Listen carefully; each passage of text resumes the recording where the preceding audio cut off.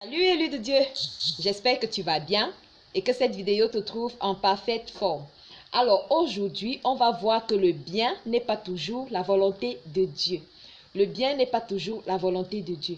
Alors, il vaut mieux obéir à Dieu qu'à chercher à faire le bien, le bien, le bien.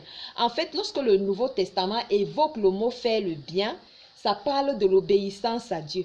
Le bien que l'on nous demande de faire en tant qu'enfant de Dieu, c'est d'obéir tout simplement à Dieu. Regardons un peu dans l'Ancien Testament, au niveau de 2 Samuel chapitre 6, du verset 6 à 7, là où Uza est frappé de mort. Qu'est-ce qui se passe? David décide de transporter l'arche de l'Éternel, de l'enlever de la maison des Philistins, là où elle était, pour la ramener en Israël. Et il prend l'arche de l'Éternel, il l'a fait transporter par un char, pas des vaches en fait. Des vaches conduisent l'arche de l'Éternel sur un char. Et puis il y a Uza et un autre monsieur qui accompagnent l'arche de l'Éternel. Mais à un moment, alors que les vaches sont en train d'avancer, la hache penche et la hache veut tomber. Alors Uza veut retenir la hache. En fait, il veut aider la hache de l'Éternel pour que la hache ne tombe pas. Et il touche la hache pour l'empêcher de tomber. Et là, l'Éternel se met en colère et le frappe de mort. Il tombe là et il meurt.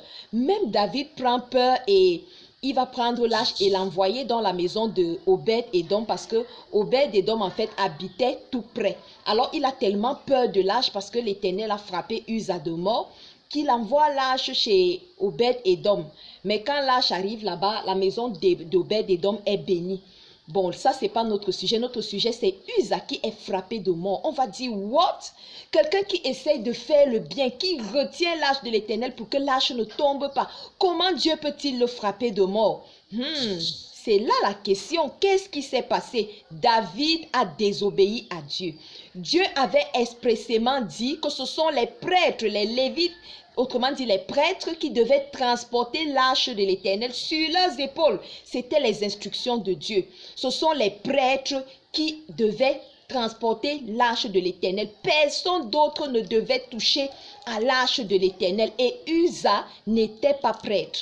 Uza n'était pas prêtre. 1. David a désobéi. L'arche ne devait pas être transportée sur un char. 2. C'est seulement les prêtres qui devaient toucher à l'arche de l'Éternel. David a voulu bien faire. Il a hissé l'arche sur un char. Il a appelé des soldats pour accompagner l'arche. Le peuple était là, on chantait des louanges et tout. Mais David n'était pas dans l'obéissance. Alors, c'est bien de se dire, oui, je vais faire le bien, c'est bien, mais il vaut mieux obéir à Dieu. Alors, nous avons un autre exemple avec Pierre. Au moment où Jésus leur annonce qu'il va être tué, il va faire 3 jours dans le tombeau, Pierre dit non, cela ne va pas arriver. Mais Jésus lui dit, arrière de moi, Satan. C'est bien de défendre ses amis, de ne pas vouloir qu'ils soient tués, mais en refusant que Jésus soit tué, Pierre s'opposait à la volonté de Dieu. Donc, attention, faire le bien n'est pas synonyme de faire ce qui plaît à Dieu. N'oublions pas que l'arbre de la connaissance du bien et du mal que Adam et Ève ont mangé ont été le début de la séparation de Dieu d'avec l'homme. Et lorsque Jésus vient rétablir cette relation-là entre Dieu et les hommes, c'est l'obéissance en fait. Il faut obéir à Dieu. Et la plus grande façon d'obéir à Dieu, c'est d'accepter l'œuvre que son Fils est venu accomplir à la croix pour nous. Donc, le bien, attention, faire le bien n'est pas toujours obéir à Dieu. Il vaut mieux s'assurer que nous sommes dans l'obéissance de ce que Dieu nous demande que de faire le bien pour le bien. D'accord? Cherchons à marcher selon la volonté de Dieu. Cherchons à connaître quelles sont les ordonnances de Dieu, quels sont ses principes. Qu'est-ce qu'il attend de nous? Marchons dans l'obéissance. Ne faisons pas le bien pour le bien. Shalom.